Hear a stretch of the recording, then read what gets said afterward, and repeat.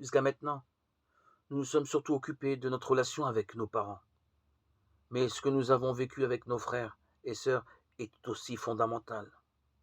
Nous allons nous trouver là, face à la jalousie, à la rivalité, à la comparaison dans l'affection, à la reconnaissance donnée à l'un plus qu'à l'autre, au problème des préférences.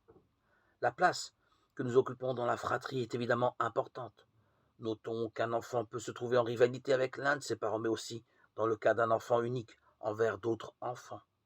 Il est impossible d'éviter de vivre des mouvements perturbants, remuants, douloureux.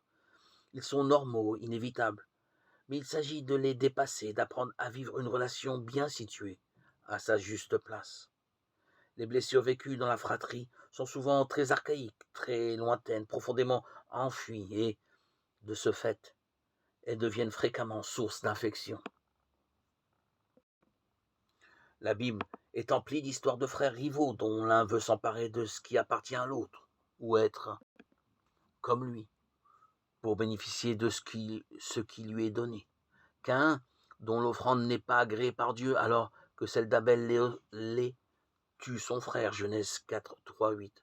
Jacob le cadet triche et trompe son père Israël pour s'emparer de la bénédiction réservée à l'aîné, Ésaü.